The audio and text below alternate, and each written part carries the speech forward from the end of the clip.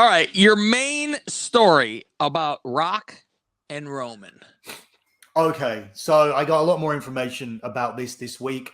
I'm going to try and run through it quickly because the details make it more complicated than it needs to be. So The Rock told the WWE that he was available for WrestleMania 38. He has a clear schedule for it because he was clear to promote the XFL.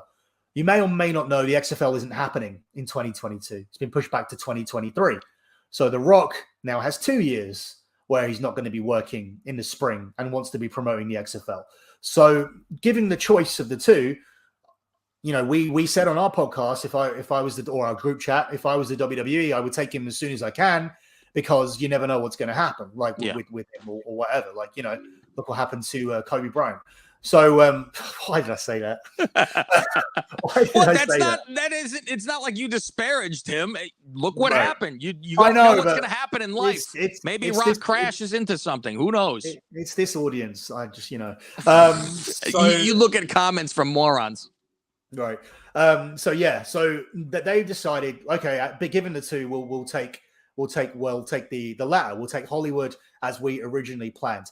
This doesn't mean that he'll do nothing on the show. I can see The Rock doing a cameo or a bit or whatever, but the match at the moment is scheduled for WrestleMania 39. Now, here is the most interesting part. The exact point when it was scrapped. I know about it, and I'm going to tell you what it is.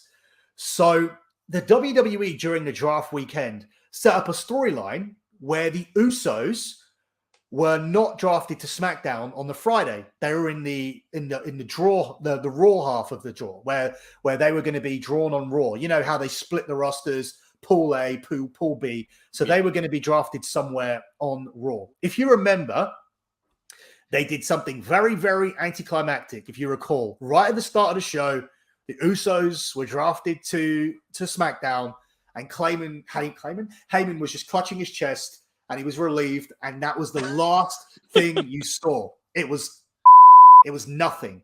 It was a story that they built up on SmackDown that ended up being nothing on Raw.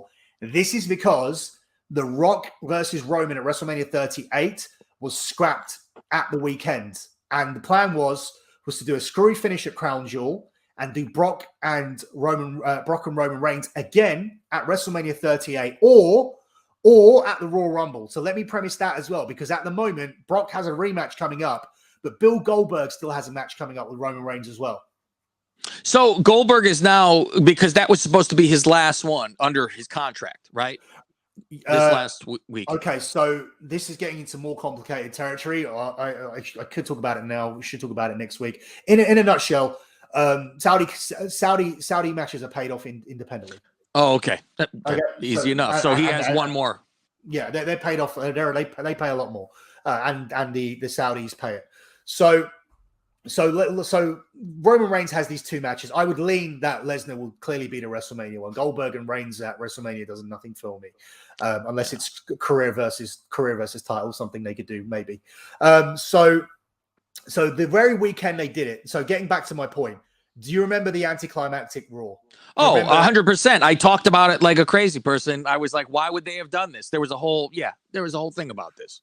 So the plan was very, very different. The plan was to have the Usos go over to Raw, and they were going to be drafted to Raw, and they were going to be pissed off at Paul Heyman. They were then going to drag Paul Heyman down to the ring along with Roman Reigns, and he was going to be kicked out of the bloodline. They were basically going to execute him. They were going to beat out of him. That was going to be the end of Raw. I know that this was the final segment planned for Raw. Brock Lesnar at this point was supposed to be on Raw. He was supposed to make the save. And then, obviously, the intrigue going into the match was going to be Brock has saved Heyman. Brock is back with Heyman, right?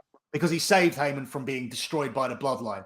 Then you would get the finish where Heyman would show his loyalty to the bloodline at the pay-per-view because he would end up back with Roman. So Heyman was going to enter this pay-per-view with Brock because Brock saved him from the beatdown. In addition to that, before Brock came down to the ring, Sonya Deville and Adam Pearce were going to interrupt the beatdown and say, "Don't Usos stop! Usos stop! You don't do this. Don't do this. You're no longer on Raw. You've been traded. Paul has organized the trade. Paul has organized the trade. And the trade was going to be Brock Lesnar to Raw and the Usos to SmackDown. So he would have got himself out of the beating, but then Brock would have come down as the newest person of Raw. This would have allowed Heyman to be more 50-50 in the match, and go to the event with Brock. It would have allowed Brock then to be on Raw after he lost that one and done match with Roman. And that's how everything would have progressed. Now you got that weird finish that didn't make that much sense, and you're leading to a second match. So that was what that was. That confusion with what are the Usos going to do? It was supposed to be at the end of Raw. They were supposed to be drafted to Raw. They were going to be pissed off. They were going to drag Heyman down to the ring. Sonya and Pierce were going to stop it. They were going to say, don't do this. You're back on SmackDown. Paul has traded you for somebody else. But because Paul exposed that he had the power to trade Brock, which would have said that he still owns Brock's contract. I said I wasn't going to make this complicated, but I did.